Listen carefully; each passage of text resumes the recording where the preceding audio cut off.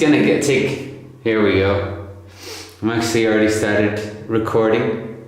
Just looking at the few. Now were these posters here, Lucien? Did you get them made for an exhibition of yours? What's that about? That's a creative way of using books. I was saying to you earlier that about these books, all these books that you have. There's quite a lot of books here. Which one have you read? Well, it was the last you read.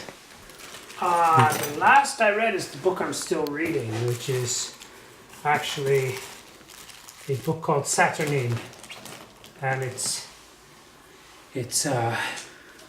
actually translated by my friend Frank, and I can draw it out later. It's a kind of satire. But brother, if you don't mind, just, I know that you want to show me making tea, but I just need tea before I'm ready to kind of film. Oh, you need tea? Yeah, I'm cold. You don't feel comfortable just filming before tea? Well, okay, if you feel like it. It's real life. This is no big deal. I don't like things when they're done, perfectly, and also, if you want me to stop, just tell me and I'll just stop. Okay. So how do you make the tea? Is there a ritual for making tea? No real ritual. See, another thing that I like is actually the sounds of things, right? Yes. I was looking back at the footage that I shot just the other day, and just the noises of him loading the film was fantastic. It's just part of the sort of the experience of this. Yeah. I was just saying, the end goal for me is really to just film people in their everyday life, because art I feel is so distant sometimes, just the way people talk about it. Yes. And it's just real life. It's just needing to make a cup of tea. That's true. Me, I didn't have. I ran out of coffee today, so I have to leave in 2 days, and I wasn't sure whether I should get you more coffee, or hope that in the next flat that I'm going, there'll be coffee there. Yeah, I have a strawberry that somebody gave me. Is there a story about it? Not really. It's just something that came into my life, and I've kept my strawberry. It's funny. Sometimes we have things we actually like more. Like I actually kind of like this one more. Yeah. But I don't use it as much. Like it got chipped, got broken. So this one I like less, but I use more. Kind of like some of my friends, I don't necessarily hang out with the people I like the most. Just hang out with the people who are there, I guess, to hang out with. But it's probably true for everybody, right? I don't know. I heard something interesting today. I don't know if you ever heard the expression compassion fatigue. Yes, I have. What do you think of it? Well, I think it's a real thing.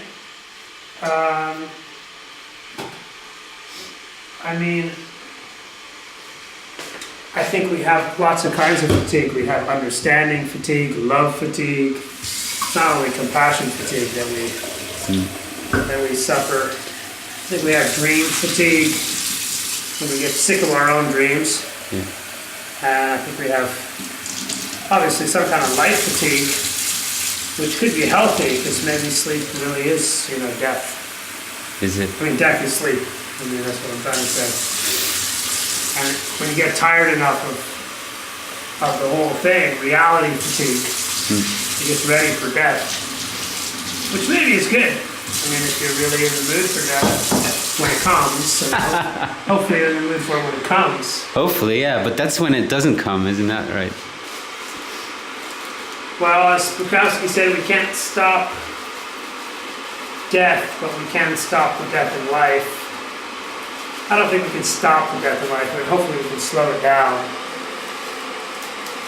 Just looking at that tea. Where did you get that tea? That's proper tea. This I bought. I prefer loose leaf tea. It actually tastes much better than stuff in the bags. But it's a little bit more of a hassle, because you got to deal with it. Like friends. Really. But yeah, it's worth it for the taste. So it's a mint, it's a fresh mint.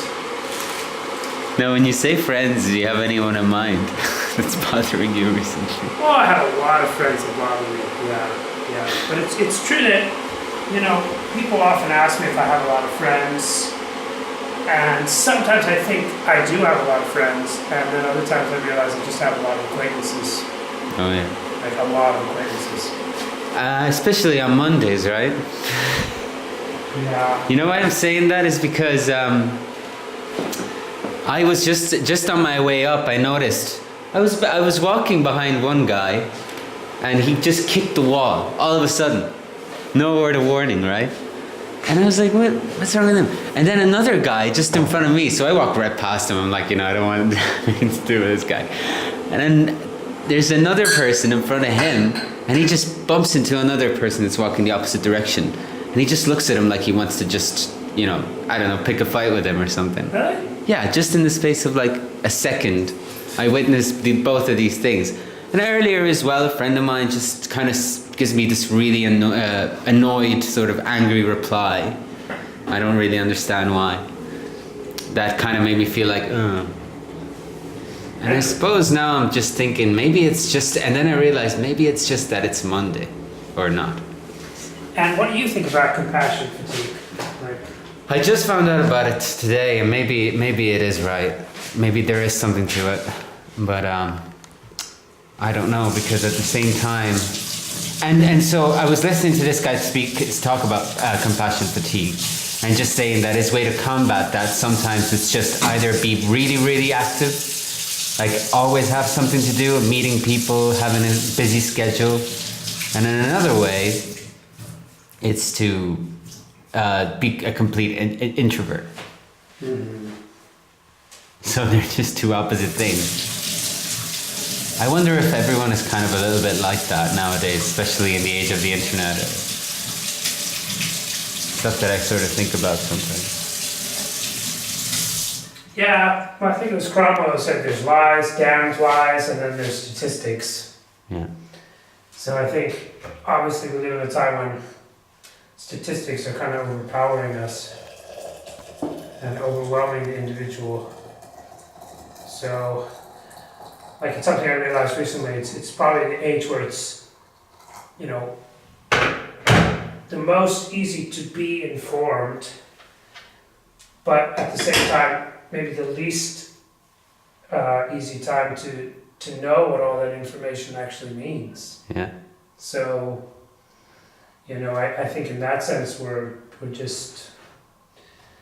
overwhelmed, you know, by too much information, and you know, but I don't know, I think on the other side, like, we can romanticize the past and forget about these gifts of the present. I mean, I think it's also marvelous to be able to, you know, Google virtually anything and at least get the veneer of knowledge.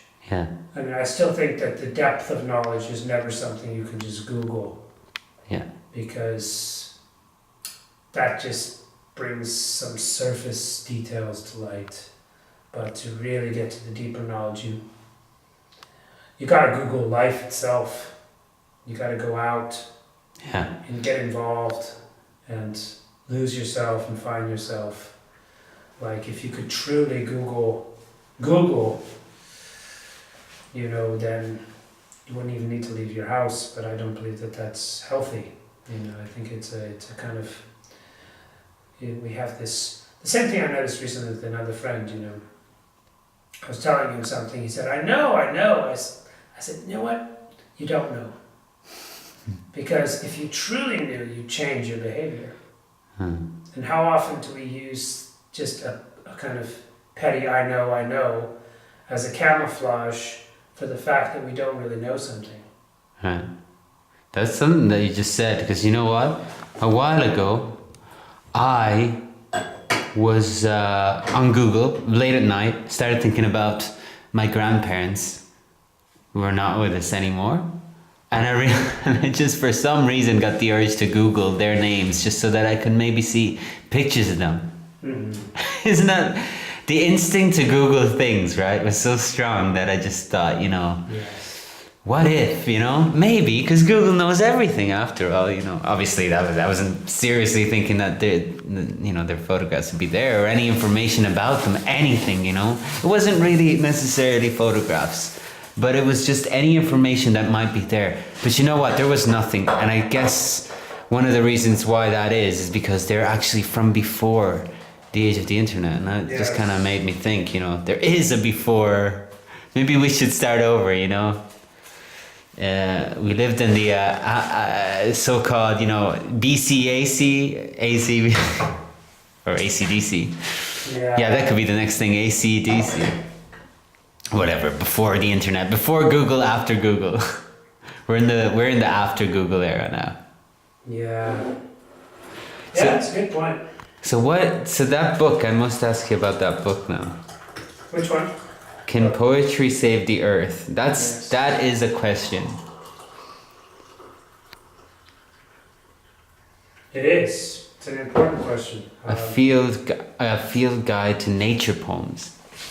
Yeah, my stepfather Peter, he sent that to me, and yeah, I must say it's an excellent book. I mean, it's basically an exploration of a lot of different poets, some of whom you wouldn't Thank you for the tea, consider. by the way. Cheers, brother. A lot of poets who you wouldn't even consider to be nature poets per se, but some of their poems touched upon nature as a subject, and it's pretty profound essays, about these poets, about their contact with nature. So, for instance, William Blake.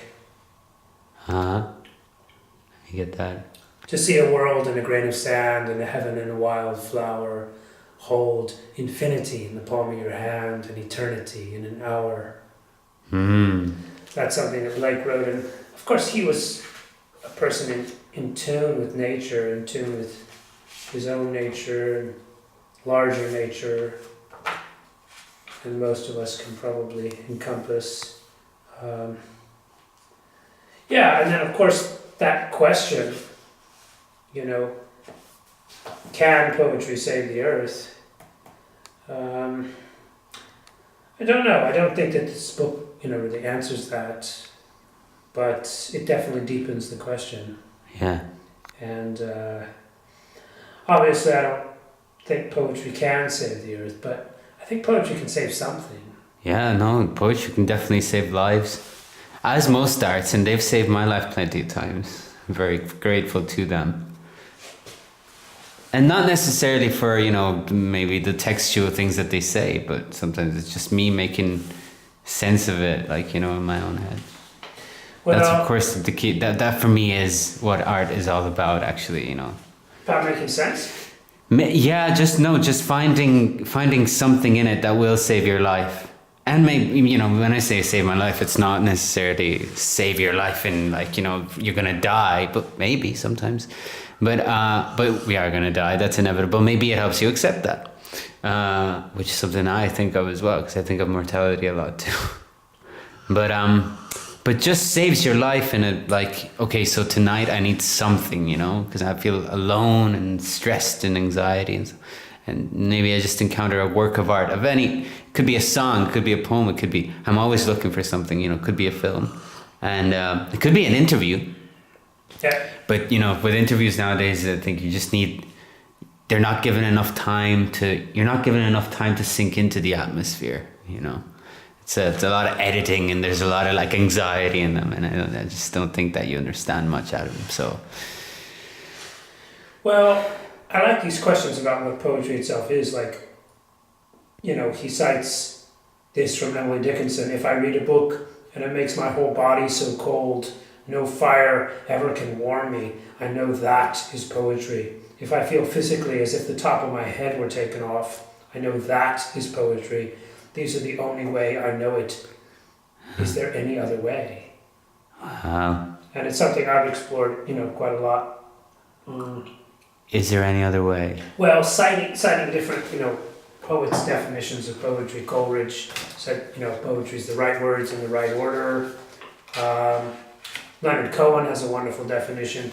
Poetry is just the evidence of life. If your life is burning well, then poetry is just the ash. And then I came up with my own. Poetry is like cocaine. You do it in lines. It gets you high. And if you do the good stuff, you'll be addicted for life. That's nice. That's probably one of my most potent, definitions. And then, I came up with a definition that, to some extent, is, corresponding with Emily Dickinson. But, it's the idea of poetry as not a rainbow, but a brainbow. When the rain of feelings is pierced by the sunlight of intellect. And I do believe that is one element of poetry for me, that bridging of feeling and thought. Because it's not enough just to feel. You've got to also have intellect. You've got to have some clarity in your language and expression. At the same moment, it's not enough just to have that clarity. That can be also very scientific and cold. And you need to have some kind of warmth, some kind of feeling underneath the words. And Seamus Heaney has a brilliant essay about feeling into words, talking about feeling into them. Dylan Thomas talks about the idea that you either write into language or you write out of language. And he said that in all of his true poems, he's writing out of language. It's not like he's trying to confine the wilderness of his feelings into these cages of words. No, he's actually trying to liberate the zoos of his unconscious, really to take it out of the defined, which again, spinning through metaphor. The Chinese have a saying, ancient Chinese, of course, if in a true poem, if you remove all the words, the poem is still there. So that's also a kind of identification of that concept that poem is certainly not just built of words. It seems to be built of words. The same way a house seems to be built of walls, but where do we live? Do we live in the walls? No. We live in the empty space between the walls. Which brings us to a modern day poet, Tom Waits, who said, a house without love, that's just a home where nobody lives. So you need love, you need feelings. That's where the home really is. It's not in some walls. And the same way in a poem. It's built of words, but the poem doesn't live in those words. The poem lives outside and beyond those words. So that was quite a spin. That was good. That spins. Especially because, all the while you were talking about that, the cat. Was that a cat? It's a pig on the cup. Was looking as well. It was very delighted, I was delighted with the... It's the year of the pig. It's the Chinese year of the pig. Yes, it is actually, It's the pig, actually. Well, I'll drink some tea to the pig. Yes, let's drink tea. Cheers to the year of the pig. Let me see if we can... yes. Yeah, I must say I don't have too much, strong belief in any of these nice astrological things or, the things that people try to predict. I think it's difficult enough to predict the present. Yeah. I can't even predict what's happening at this moment. Is it hard for you to live in the moment? Yes and no. I think to truly live in the moment is difficult. Yeah. To pass through it is easy. Yeah. But to live in it, I'm not sure. I think living in it is something very different. And this morning I was reading about this concept in psychology of, that moment when you wake from a dream, but then you actually realize some minutes later that you haven't woken, and then you wake up really. Yeah. So how many false dreams do we have, and how many false realities do we have? That's a thought.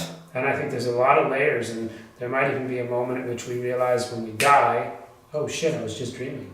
Yeah. I wasn't truly awake my whole life. It's possible, yeah. It'd be a tragedy. We've talked about this before, but what do you believe in God? Do you follow any specific beliefs? No, I definitely don't believe in any religion per se. I do believe in God. For me, God is a kind of code word for, DNA flipped around, DNA becomes AND, and Yeah. and you have to find the continuity of things. And to me, when you go into the DNA of what God is, it's not dog, but it's this transcendence, and it's this idea of some force larger than ourselves, which I definitely believe in. Yeah. I believe in a mysterious center at the core of things, and I call it God. But I don't believe in any religion, because I think they're all just these man-made maps, and what does every map say on it? Every map says, this is the way to God, and the only true way to God. And isn't that kind of ridiculous, the idea that there's a monopoly on the way to God? Yeah, maybe. That's true, because at the end of the day, we don't really know. But it depends on if you follow it too strict, the book too strict. Yeah, it's probably. Because what I always say. Let's move into warmth and books. Let's move into warmth. Yeah. Let's move a little bit. Meanwhile, I'm still filming. You see, I like long takes. When I look at stuff, I really want to see things. Yeah. I realized that when I go on YouTube or things like that. Oh, here we go. And also, I like it when it gets blurry. Yeah. And then it adjusts to the light, because the camera is it's more human than human sometimes.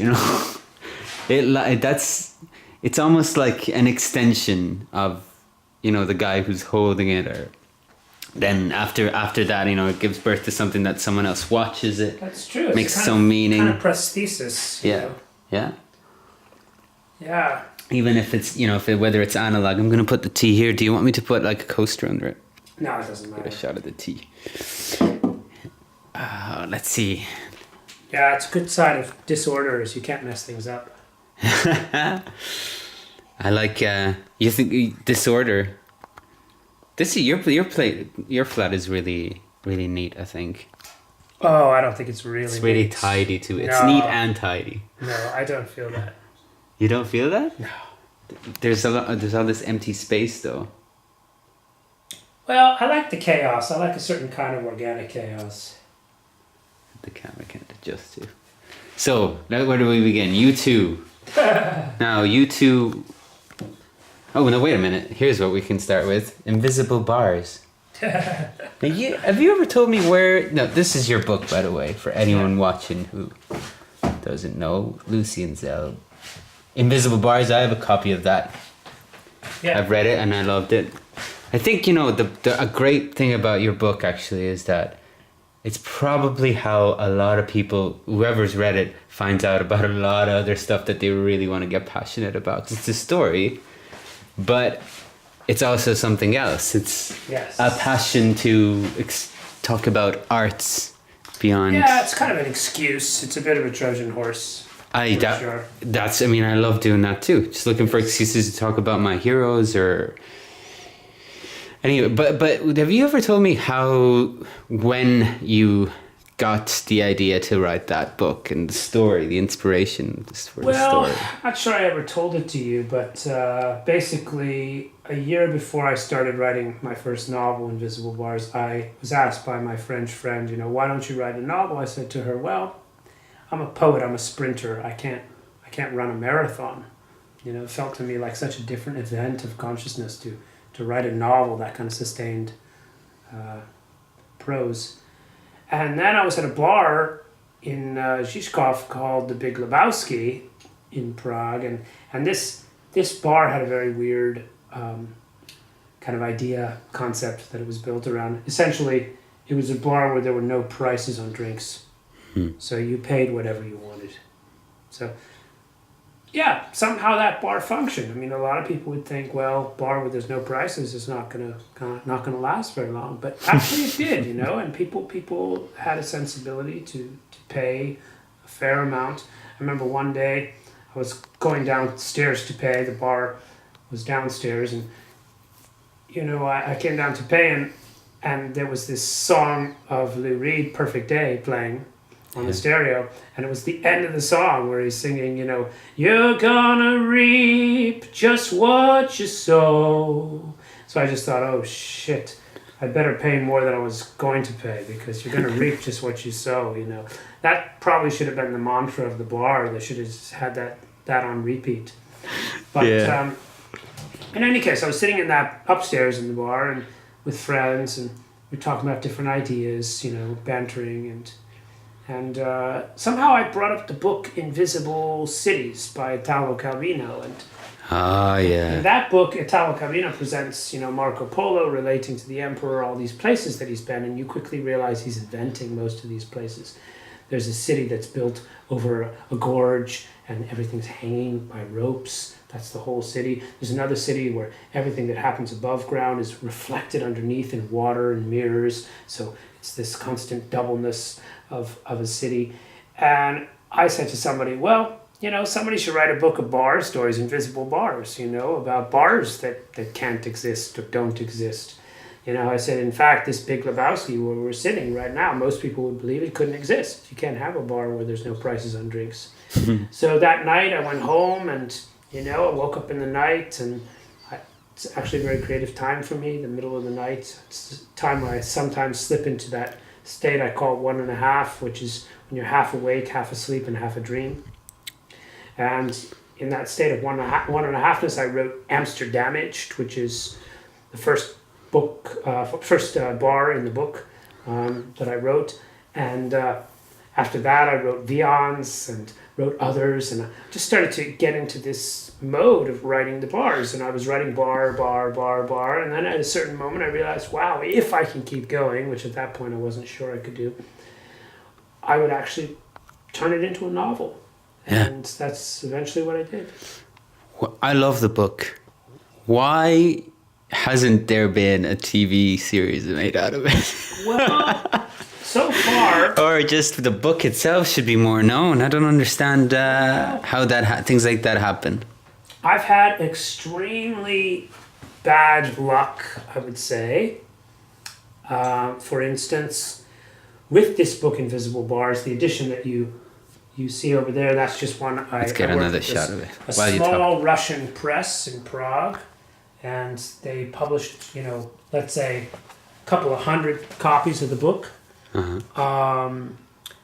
But in fact, I had received an offer from a press in Texas, and they'd sent me a contract. I'd read through the contract, it seemed fair, I signed it, I sent it back to them. And then months went by, there wasn't much word from them, further months, and finally they were saying to me something in a letter like, you know, we're not going to be able to publish this, you know, until 2021, 22. So I just said, well, you know, give me my rights back. So that's what happened. It just fizzled to nothing. So I was frustrated by that. And other agents and publishers that I've approached with this book, a few times agents have said, wow, you know, I can tell you're a good writer, and I even like the premise of your book, but I don't think I can sell this. And that's where it all unfortunately comes down to is I think agents, perhaps to be fair, rightly, are seeing books as kind of properties, the same way that a real estate agent would see a property. And they might see a lovely property, a mansion, you know, in a forest, you know, in the middle of nowhere, and they might say, well, it's a beautiful property, but we can't sell it. And it's crazy because, you know, what you do in this book is pretty sellable. I think there's readers all over the world, especially all these arts people who have. I think there's people who actually live not exactly like, you know, the character in the book, but that hang out at bars, talk about arts, and live for that. Yeah. Maybe one of them, you kind of being one of them yourself, and sort of trying to create our own thing, but we also have this unbelievable desire to communicate it to the world and to show why it means so much to us, and it could mean so much to so many other people. I think you're right, Matt. I mean, I think that's like part of the fact of what makes us unique as artists. You know, it's a metaphor I sometimes use. because just look at all these books, look at all the books on the shelf, and I admit I haven't read many of them yet, and sometimes I think, especially when I walk into a huge bookstore, I think, what in the hell am I doing adding to the pile of books? I know. Why is My Invisible Bars going to be the book that someone chooses to buy instead of something great by Hermann Hesse or by Dostoevsky, or Paul Auster or some other, very talented author? Why would they pull my book? And then you see these keys that I have. This is like, a kind of metaphor for me, because these two keys are very, very similar. Very similar, right? But yes. They are not the same. They open different locks. They open different doors. And that's the key to every book on the shelf. Yeah. You have to accept the grooves in your own key. And if you accept the grooves in your own key, you might just form works that open some lock that only that particular cut of key can open. And that's where I hope I've come with Invisible Bars or with any of my other books. Hopefully they're grooved and they're groovy in a certain way that, they open somebody's heart, somebody's mind. But I admit, I think to some extent we don't get to choose our keys. Our keys, or the cuts in our key, are given to us. Mm-hmm. So, maybe David Lynch really wishes he could make a Woody Allen film. And maybe Woody Allen really wishes he could make a Pasolini film. And maybe Pasolini, really had hoped he could make some other filmmaker's film. Maybe that's something that we all face at a certain point, this similar to a great line from Shakespeare's sonnets, desiring this man's art and that man's scope with what I most enjoy, contented least. So there's been times when I fucking hate my poetry. I fucking hate my own work. Yeah, it's hard to hate your own stuff. I find it boring, to be honest. Yeah. Because it's boring for me. Think of any album that you love, any album on earth of music. At a certain point, you played that fucking album so many times that even though it did give you great bliss at a certain point and insight, you get tired of it. You get very tired of it. So which album do we play the most ever as artists? It's our own album, whether it's music we make or it's painting or it's photography or it's even theater, whatever it is that we do. We get sick of hearing our own album. It wears thin, let's face it. Yeah, you're right. Speaking of albums, you're also a musician. I was thinking, you were talking about that you're working on music from a previous album that you recorded. Yeah. Is for anyone watching this, besides ourselves, watching this maybe sometime in the future and going like, this was what our life was like? Right now you're completely blurry. Here we go. Yeah. You're not just a writer or an author, you're just a creative person. Because you do music, you do photography, you do pretty much everything anyone can think of. You're an actor, you do a lot of things. But yeah, you're working on a music project right now. You're actually working on something, you've rediscovered something from years ago. Yeah, well, I had a kind of blessing curse, which I'm kind of realizing, only now, and that is that basically I had money saved and I didn't have to worry about money. And so I didn't even have to worry about, let's say, trying to commercialize my art that much. So for instance, I recorded songs for an album called Fall Into Flight, and we finished recording that in about 2010. And the fact is, I made maybe 150 copies of it, which I sold quickly at concerts that I gave. And then that was it.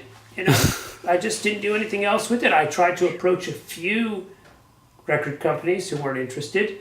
Everybody tells you got to approach hundreds. I just didn't have the enthusiasm or, the persistence or the doggedness, perhaps, that you need to face that level of rejection and just continue until you finally find record label that likes you. And there was one Flash, there was an Indies Records in Brno, and they said that they'd be interested in releasing the album, but they wouldn't put any money into it, so I'd have to find, my own 15,000 crowns. Now, 15,000 crowns, for you who don't live in Czech Republic, that's about 500 euros, a bit more than that, 600, 700. Not too much money, but, 15,000 crowns that you don't have is a lot of money. Let's face it, $10 that you don't have is a lot of money. And or you could spend that money and just sell it yourself. Just get it. Yeah, but I mean. No, but that's not. Yeah, that's what I'm saying. Is I don't think that. Paying it would have made much sense. In fact, it's what they usually say is that they should pay you. Well, a lot of shoulds in art don't happen. Yeah. So at a certain point. Or maybe, pay that money but have it on vinyl. Then it becomes a collector's item. Yes. So I finally realized, well, hell, I've got to make some money. What resources do I have? And kind of like the desert looking at its own sand and saying, well, what do I have? I guess I got some oil deep down there, if somebody can dig it out, And I realized my only oil reserves, let's say, are my creations. So I realized, well, hell, I better do something with this. And I don't know, I think I have this allergy to new internet platforms. Yeah. I didn't really want to have to finagle my way through those things. But I finally did the research necessary to put my music out, on digital distribution online. Mm-hmm. Now it's available on CD Baby. CD Baby's good. They've got good audio on it. Yeah. I mean, I think what's good about them is they really handle everything. So once you go through the whole crap and rigmarole of signing up with them, then your songs are on iTunes, Spotify, all these other things that I would never want to put my head into. So, boom, they're there. The other side is I've been very disappointed thus far because even friends who I've sent the link to the album, they don't buy it, And to some extent, I understand them. I mean, the metaphor that's come to my mind in recent days is, if every faucet that you turned in the city just poured out beer, who's going to go to the bar and buy beer? Right. It's pouring out of every faucet, and that's kind of the current state of music. You can instantly on YouTube, within seconds you can have the full albums of Pink Floyd or whatever it is at your fingertips. So why are you going to go and buy Mr. Zell's music that you don't even know? Yeah. On the other side, I think that hopefully enough people will recognize that independent music needs to be supported in some way. So hopefully a few people will have that generosity and be willing to support artists like myself who are not commercial. That remains to be seen. What's it like to revisit stuff that you recorded 10 years ago? Is there any memories coming back? Do you see them with a fresh perspective? Do you still remember the stories behind them? Yeah, I mean... Do you want to show me one? Well, yeah. One of the songs? That'd be pretty cool. Meanwhile, I'll just take another tea. As you can see, the camera stays on because, it's just us anyways. Well, I mean, to answer your question... I'm going to sit here. I think in a way it's a test of a quality of a song. Yeah. If it still is relevant, to you as a creator. I love that lamp, by the way, because it reminds me of old movies. Let's see how these speakers are going to do. If we're going to have any speakers. Might have to hold it. So, yeah, I mean, I think a good side of my music is that I don't think it's old to me. I mean, what I mentioned briefly a few minutes ago about, your own work getting tiring for you. I guess if your work is good, it's kind of like a good marriage. Of course, you get sick of each other from time to time. You're spending more time with that particular person than anybody else in your life. You get sick of each other, but in a good marriage, you still love each other. Yeah. And I guess as an artist, you have to kind of hopefully be in a good marriage with your own creations. It's a relationship, and of course you get bored, you get tired, you get irritated, but you keep coming back to those things and qualities that you love about that person. And in the same way with your art, you find something that you love. So the song that I'm going to play is a song called Waiting at the Edge. I know this song. It's a song that I can genuinely say I And there's a video of it on YouTube. Yeah, I still like it. Even after all these years, I still like the melody, I like the vibe, I like the words, I like the spirit of the song. Now, what's it about? Is it about something in particular? Well, I think it honestly is one of those songs that doesn't have, for me, like an obvious and clear message. I mean, there's certain songs that I wrote out of certain experiences. But this particular song, my girlfriend at the time, Daniela, she had the melody and I found the words. So I was already playing off of somebody else's creation. Be a little lower. Bring it down a little bit, maybe. Just because otherwise... So... I think that's good. Yeah, so I basically... I had to fit the words to her existing melody. And I tried to find the best words I could. Let's listen to it and see. Yeah. Otherwise, I'm not going to be able to distinguish it.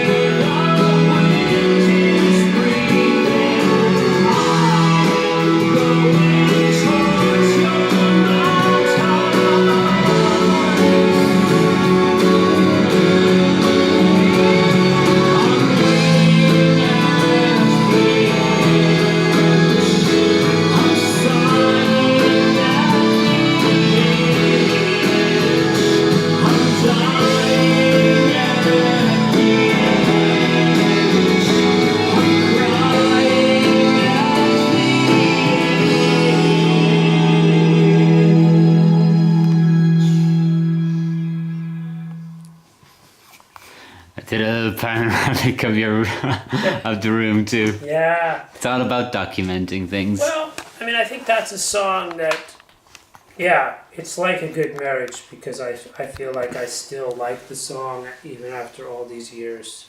Mm-hmm. Like, we're still friends, that song and I. I'm dying in the edge. Is that what it says? I'm dying at the edge. At the edge, at the edge. I'm sighing at the edge. I'm crying at the edge. Where's that edge?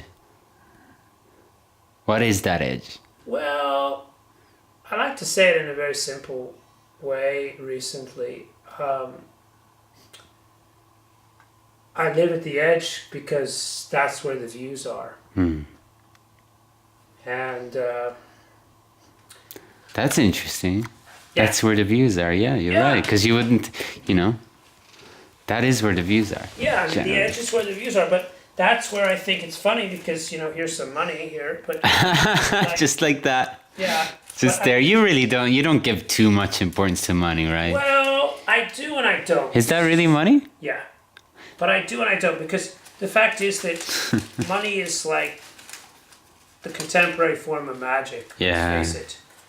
You have the money, you can do what you want, go where you want, but you can't be who you want. I think that's where people really do make a mistake. Because I think that there's other currencies besides money that are extremely valuable. And poetry is actually one of them. And for the few people who recognize poetry as a currency, poets are very wealthy. Yeah. And people come to them for loans. Because poets possess something else. And of course, I don't mean really, when I get to the heart of what I'm saying now, I don't mean just people who write poems. Those aren't the only poets in the world. In this broader definition of somebody who's tapped into their core, or who lives at the edge, it could be a baker, could be a taxi driver, Uber driver, could be anybody. Yeah. I think it's the poetry we live that Right. becomes important in that level of currency. It's not the poetry we write or, work with words. It doesn't matter. Well, likewise, I do think that that's kind of why I'm interested in this project that I'm doing right now. Is that we are, I think, in that age where art is not rewarded with money, which is an important thing. Yeah. That's definitely an important thing, and it's precious, and everyone seems to get it. But the artists nowadays, everyone seems to get it, even those who everyone should get it, but the artist. That's the kind of impression that I get. What people don't understand is that there's real work behind it. I think, because to create something is to work. It's a lot of work, and it's a lot of sometimes you get compassion fatigue, or psychologically it's very daunting because it's very uncertain. Yes. You never know when and if you ever will be paid for something that you put so much work into. And I think a lot of people are just getting really, really depressed about it because I don't see a lot of people even thinking about art as something that they can do full time anymore. I don't know whether you ever could do it full time, but for sure now it seems to be unthinkable. So that's kind of what, and still when people talk about the arts, they talk about it like it's something that it's very abstract, and and it is there is an abstract side to it, but so why it's also a lot of work. And that's kind of what I'm trying to what I'm trying to show is that Yeah. it's still real life. Well, I like what Khalil Gibran said, work is love made visible. Yeah.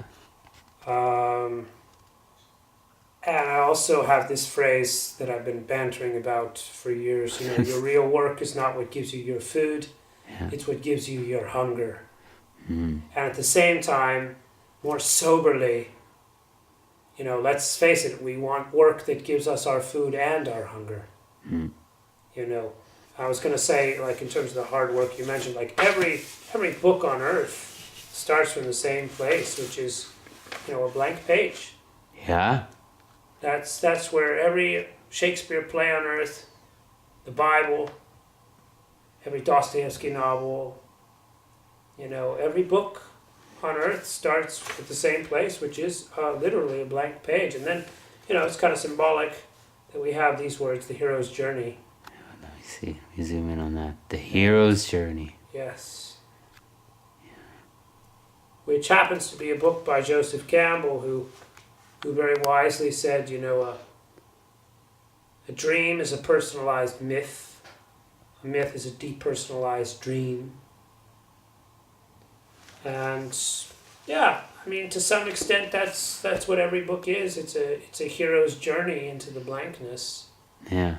To unearth what we can from it, from ourselves. Right. So what about the photography? Where did that passion come from? Because that's another branch of the arts, and it's kind of different. It's visual. Well, yeah. I mean, I do like, the fact that I can. Oh, that's your camera? Let's say move between these different lovers, which it's kind of like having more wives in that sense. I'm definitely a true Muslim in that sense. Wait a minute, what sense? Well, being married to more than one. How many real wives? How many? Well, that's a whole other film. That's something else that I want to get out there. Well, not gossip. You gotta be loved and love back. This is a little. Let me see. I'm trying to. Do we have a chair that I can sit on? Yeah, sure. That I can use. There's a little or a stool or something. And, oh yes. No. Yeah, is that a writing desk? Is that? That's not a writing desk. It's a kind of writing desk, except I never write at it. And where is that? What place is that there? This one here. That's in the Old Town Square. Oh, okay. I didn't even recognize. That's a sculpture. Oh, that's right. That's right. Yeah. Yes. Love each other and the truth will triumph, he says, That's true. Like to believe it. Well, yes. Love each other. So yes, photography. That's your camera there. Yeah. Well, yeah, I mean, photography started for me when I was 14 years old. I took a photo class in my middle school in Seattle. And, I entered this really strange and beautiful space. I was working in a dark room. I was using film. I had a very simple camera, the Pentax K1000, which actually is really a good camera to start as a photographer because everything's manual. You learn about shutter speed and its relationship to aperture and how you can create depth of field with a smaller aperture. And, you just kind of have to play with the very basics of photography. And yeah, I kind of discovered that I had a talent for it, I had a passion for it and talent. So I continued photography. I had a camera with me on my first trip to Europe, and that was stolen. Then I decided to invest a lot of money from me at the time into a Nikon F3, which at that time was the professional camera of choice for nearly every photojournalist in the world. And I bought a secondhand one in Poland, and a week later in Gdańsk, I came out of this little trance at a bar. I wasn't used to drinking really, and my camera was gone. So $2,000, which was a lot of money for me at the time, was just down the drain. And that's a lot of money all the time. I decided that it's a sign from the world that I'm not supposed to do photography now. So I didn't do photography for more than 10 years. I didn't have a camera. I focused on taking pictures with my words.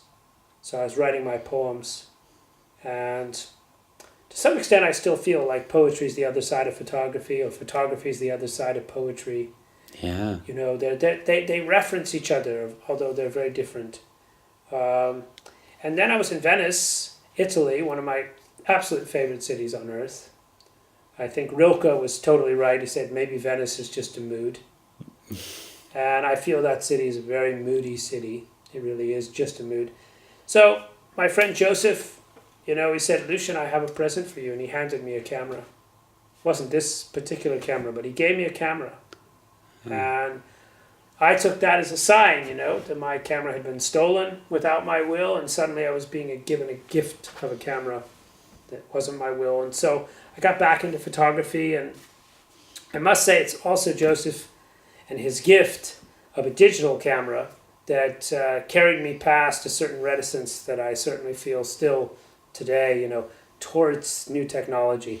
So I think if I'd had my choice, I would have said, no, I don't want digital camera. I want a film camera. I want to work with what I know, you know, what I'm familiar with.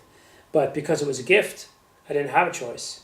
So I took that digital camera, I started to work with it, and I realized, well, okay, there are some real advantages to a digital camera. I mean, probably the fundamental one is that you can immediately see what you've taken. And, you know, with my earlier cameras, which were all film cameras, you didn't have that, which gave you an element of surprise and mystery, which is also valuable. But let's face it, you know, it's very, very useful to be able to see immediately, oh, wait, that's a little bit underexposed or overexposed. Oh, wait, that person was passing behind him. His hand is in the picture. You know, it's beautiful to have that immediate ability to edit and to choose what you want. Not to mention, of course, the very important thing for poor poets like myself, you know, you can take thousands of shots, you know, whereas before when you had a roll of 36 pictures, you had to be very cautious, careful. You know, film is quite expensive, not to mention you have to pay to develop it, pay to print it. So the digital camera makes a lot of sense for me. And ultimately, when that camera also got stolen, my gift was again stolen, I ended up purchasing a camera, and it eventually, this is about my third or fourth camera that I purchased. I'm very hard on my cameras. They tend to break. This is about my third or fourth camera since then. I just want to get a few shots just as you're talking about photography. Okay, I'll bring out. First of all, I've got a few. oh yeah, you got original, the originals? Stuff. But this one I remember very well. Actually, I do remember the ones that you have on display there in the corridor. Because I remember when you had the exhibition, was it at the Lucerna? Yeah. That was a big thing, wasn't it? It was a lot of it was a big little thing. It was a big, well, I mean, I felt like it was an event. Well, yes, I guess you could say that. And it also had a very prestigious venue, so I thought it was pretty cool. Oh, there we go. Yeah. Oh, I love this. So this one I call Breathing Modern Air. Yeah. And I took this in Venice as well, so... Uh-huh. You took this in Venice? What do you mean by... You had an exhibition in... No, I took the picture. Oh, you took the picture? Yes. Okay, yeah. Yes. And, yeah, I'll let this remain a mystery. Yeah. To what it is. This picture I call Confession, and it was a moment, you know, that the Japanese have a beautiful term, wabi-sabi, which is about the beauty of imperfection and the value of things that are broken. And in this case, it was really a situation of wabi-sabi, living wabi-sabi, because I just hated my own shadow in the picture. Yeah.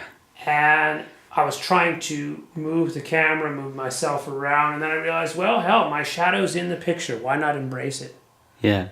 And I even leave very small detail, but you can see there's my foot there. Oh, yes. And, you know, just the tip of my shoe. And, you know, I call this poem Confession because I think it's something we neglect about most photographs. We forget there's always one extra person in the photograph. The extra person is the person behind the camera. Right. And just like now in this particular video, you know, we're not seeing you. We don't get to see you. We get to hear your voice. And I want that, because I agree with what you're saying right now. That's one of my other things, the battles that I'm fighting at the moment. So, yeah, and I realized how absurd this is. I mean, this was in a public square while I was taking this picture. Jerzy Hospodograd in Prague, and you know, some people were definitely passing by and wondering, what's this idiot doing standing over a homeless person? Yeah. You know, what am I doing standing over a homeless person, taking photographs of them? You I know what you were doing. You were showing it, taking the photograph so that that homeless person could represent a truth that's out there. Well, I hope so. I mean, I have to admit that there's times when I feel a bit, you know, voyeuristic. Well, there is that too, of course, You know. but, you know, taking a picture of it is documenting a truth. Yes. And that is, you know, the guilt. I feel guilty after I walk past a homeless person, but long after it. I definitely, as most people, ignore it at that moment. So for you to stop and take that picture, I think is important, especially because now you're exhibiting it places. Well, I love the photographer Salgado, Uh-huh. and he did a series called Workers, and it's one of the most powerful series that I know. And he was asked, you know, how do you take your camera into these situations where people are working, you know, as virtual slaves in mines, you know, and obviously suffering a lot. And he said, well, you know, the lens becomes a microphone. Yeah. And that's what I like to believe, that the lens does become a microphone and gives people a chance to share their story. Yeah. Hopefully. It's all about communication. Hopefully. Yeah, this shot's from Portugal. Yeah. Now, this shot inspires me to ask you something. Yeah. You are a vegetarian. Yes. Why? Because I love animals, and, you know, to me it's very clear that, you know, as most of us have experienced with having a cat or dog in our lives, you know, they're beings with a soul of some kind, with feelings, with a mind, and it's very odd to me, this weird classification system we have where, you know, between pets and then other animals. Why it's totally terrible to most Westerners to imagine eating a dog, and totally fine to eat a pig. Yeah. You know, or a chicken, or a cow. You know, if I pet a cow when I happen to be in, you know, the countryside, I just, there's nothing more I want to do than just caress that animal. Yeah. You don't want to eat it. I don't want to hurt. I don't want to Yeah. hurt that animal. I don't want to be part of its suffering. And then I also think there's a crazy duplicity that, you know, most people who aren't vegetarians, they'll say, well, you know, it's natural that we eat other animals. We're animals, you know. And then you'll talk about Rwanda or some other horrible genocide or tragedy, and people say, God, the people acted just like animals. Yeah. Huh. Yeah. So they that's good. use the same, you know, identification with us as animals, both to excuse themselves or else to vilify others. Yeah. But it's the same term, and if you really take that coin in your hand, you know, you're going to realize it's two sides of the same coin. And that brings to mind another thing, another small detail, fact of life. Everybody Right. talks about the two sides of a coin, you know. Uh-huh. They forget every coin has a third side. That's the yeah. third side of the coin. The third side of the coin. Which brings to mind a thought from Arrabal, a surrealist, Spanish surrealist, you know, playwright. He said that every true poem is written with the poet's third hand. And I think that's ultimately, Brother White, most poets are very poor because they bet on the third side of the coin. Ah. And if you bet on the third side of the coin, it exists, as I just proved. But how often when you flip a coin is it going to land on the third side? It would have been great if it landed on the third side right now, and Well- I just happened to be taking a... Yeah, of course. not it's- too often. No. Not too often. So basically, as an artist, you're betting on the third side of the coin. Right. But okay, back to vegetarian. So yeah, I definitely feel, to me it's an organic and good evolutionary step to become vegetarian, and I do encourage others to do it. I think it's a way of kind of building a bit more integrity into your life. And one definition of integrity is that you think, you say, and you do the same. Yeah. So if you think animals have a soul, or you can call your dog Fluffy or Juicy or Susie or whatever it is you call your dog. You know, you think, wow, you know, that dog has a being that's worthy of being honored and treated well. Well, you think that, but if you go around the corner and then you buy something at Kentucky Fried Chicken, KFC as they call it, I mean, let's face it, you're thinking one thing and you're doing something completely else. Yeah. So think, say, do the same. So I think I love animals. I say I love animals, and I do love them. Yeah. And one of the ways I show that I do is by not eating them. That's pretty much, yeah, that's pretty much one of the only things sometimes that you can do, because there's also, when we talk about dogs, there's some people who love their dogs too much and want to turn them into human beings, which is probably awful for a wonderful creature like a dog. I think there's also an opposite. So I think the most important thing is the respect for the animal, and that's why I'm a vegetarian, because I wouldn't, if I saw a fox, for instance, just walking along, you know, walking just in the night, I wouldn't rush to pet it, because I know that I can't. There's some barriers you can't cross. I respect it. I still think it's a beautiful animal, and I think it's terrible that there's so many people that hunt, you know, spend their lives hunting them, and but yeah, I agree with what you said. For me, it's also about the respect. Mm-hmm. So the last photograph. Yeah, last picture I have for now. Yeah, I call this graffitied face.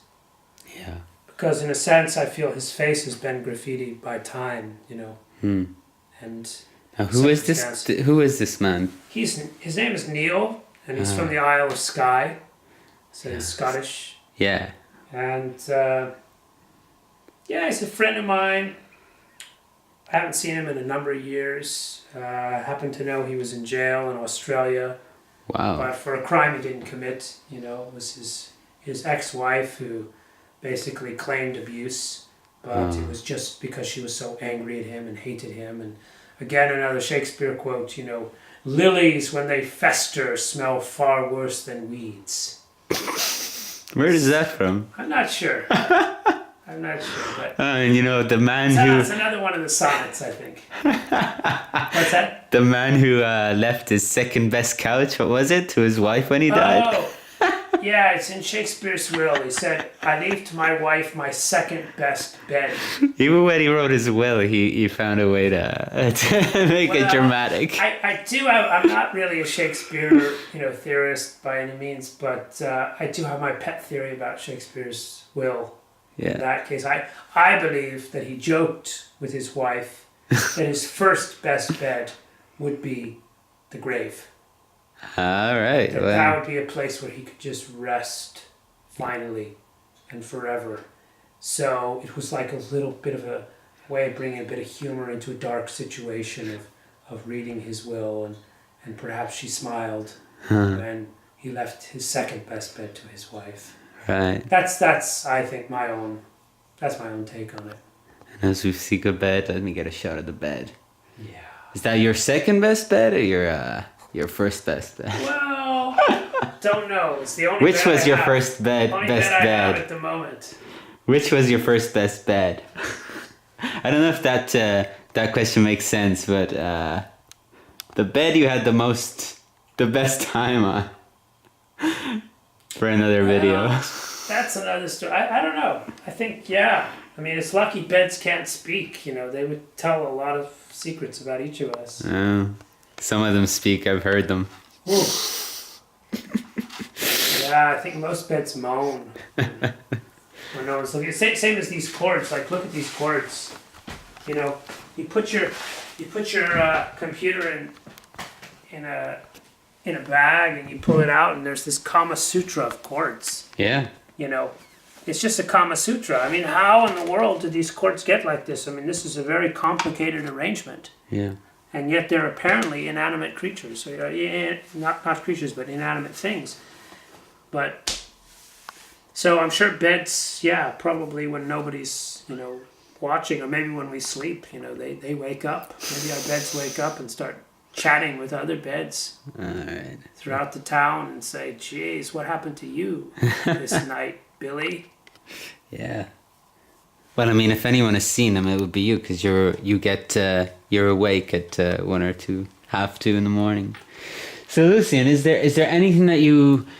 Now, you're going to be leaving this flat soon. Oh, I just noticed those things. Yeah. There's more wonderful, interesting stuff in the flat. You're going to be leaving this flat soon now. Is there anything else that you'd like to document and something important in this flat that you... Well, I'd like to point out this beautiful painting, which, I mean, I'm going to be bringing the painting with me to my next flat.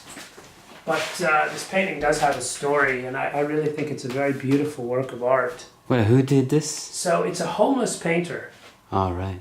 And in fact, I met him, I would say I encountered him late at night in Malstrana, and I was walking home. I remember I was somehow depressed and lonely and wondering about my life. And I came, around the corner, and there was a kind of arched passage, and I suddenly saw this homeless guy. He looked dirty and disheveled, and he had this backpack on. And then I saw that he was painting 2 paintings at the same moment. So he was just literally he had his little makeshift palette, and he had one of the paintings propped on this makeshift, what do you call that? Canvas. Well, not the canvas, but the easel, makeshift easel. Right. Makeshift easel. He had the canvas propped on this makeshift easel. Right. Then he was just dashing, from one painting to the next, and working on both at the same time. And he had headphones on, and he saw me, and he just glanced over. And there was something about, I think, my interest in him, my genuine interest, that appealed to him. So he just walked slowly over to me, took off his headphones, put them on me, so I could hear his music. And he took his Walkman and he gave me the Walkman, And I was just listening to his music. And he just continued painting, and I watched him. And I liked both his paintings, but one painting in particular was just so beautiful. These ghostly faces emerging from the tides of paint. And I subsequently said, it turned out we didn't have much shared language between us, but I made him, made myself clear. He's welcome to come to my house. He can have a nice rest, at least. So brought him to my house. He sat in the kitchen. I offered him the bed to lie down and rest, but he didn't want to. He just wanted to work. So he just kept working, painting. I fell asleep in the kitchen, in another chair. Woke up in the morning, he was still painting. And I decided that I would try to help him. And I, again, through my broken Czech and his broken English, I communicated to him the fact that I had a friend who had a gallery. We could take his works there and try to sell them, And I took him the next day to the gallery. And unfortunately, as it turned out, the gallery that I brought him to was just for tourists, They just wanted very commercial work. They could sell quickly. And his work, which I find very beautiful, they weren't interested in. No. And subsequently after that, this painter would come to my flat, usually every 2-3 weeks, and just ring the bell. I'd come down, he was there, and I would just literally, whatever money I had, available, which wasn't often very much, but I would give him money, and he'd give me the paintings. And that was an exchange that went on for probably about a year and a half. And then I had my last meeting with him and bought my last painting from him, and I haven't seen him since. All right. And I heard from someone else that he died. But because of the fact that I don't really even know his name, and the other person just described a painter who died, I'm still not sure if he's dead. Still not sure, but I think he's a genuine talent. There we go. Genuine soul. So you're going to take this with you when you leave? Yes. That's a good part of some art. We can bring it with us. Yeah. Yeah. what shall we end this video with? Well, I think A poem. End with something simple. Okay, well, yeah, poem's a good idea, but I want to show you one other thing. Okay. Anything you got. So first of all, I got a couple butterflies. I just want to comment that I did not buy them because I wouldn't want to support their death. But I found them. I found them late at night. You know, they were just discarded.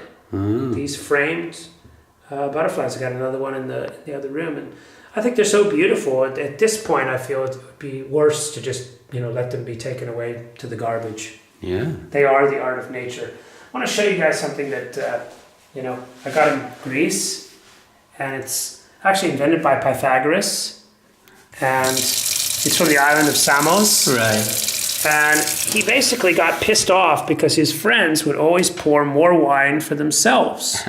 And he just said, damn it, I don't want my friends to always pour more wine for themselves. So he invented this cup for them. And as soon as you reach a certain threshold,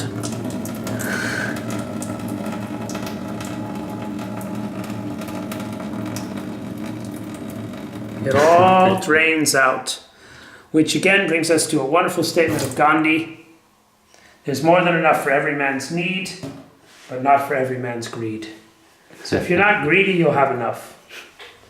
Yeah, let's close with a poem. Very good. Let me just get a nice shot of your kitchen here. And men are like coffee. The best ones are rich, warm, and can keep you awake all night long. Okay.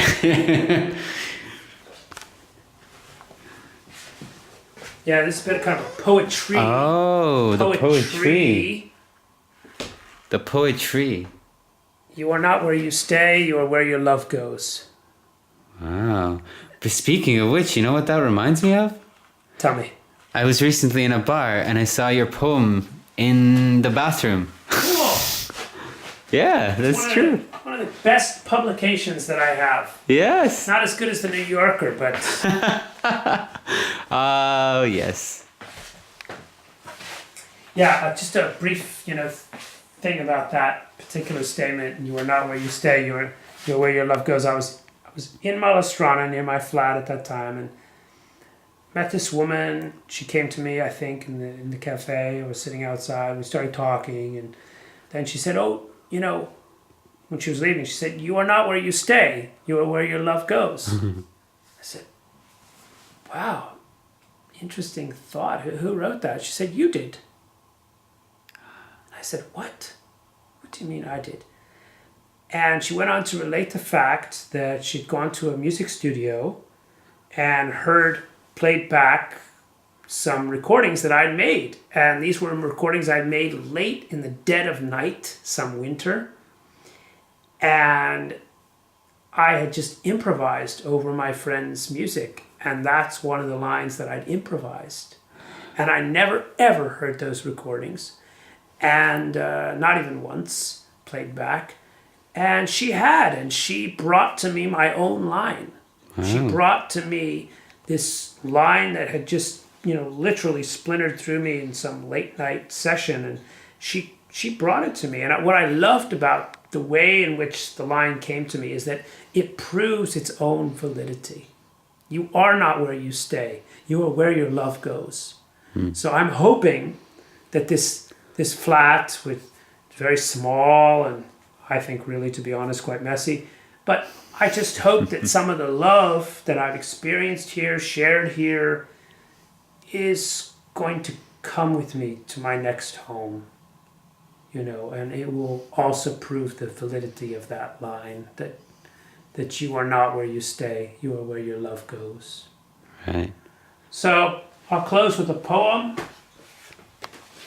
And again, to return to beginnings, this is actually the earliest poem that I ever, wrote that I still have carried on into the future. It's called The Gentle Wolf. Oh,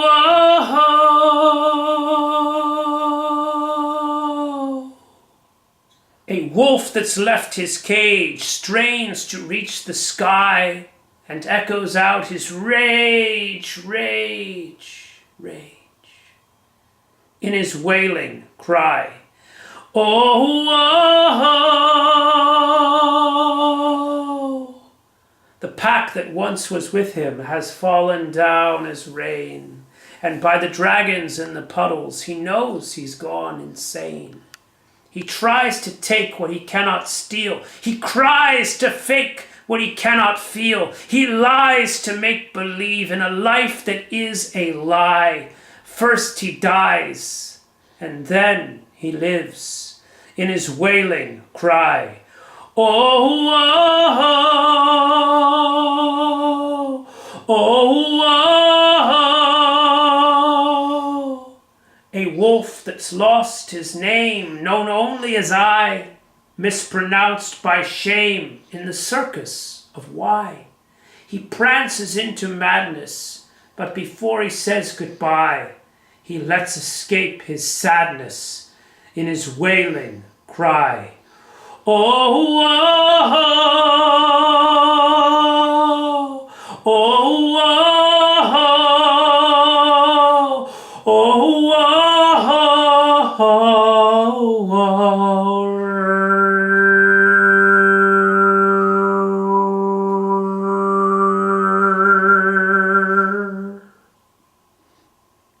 Wow. Thank you. Thank you for joining me. Thank you, Lucien. Bye-bye.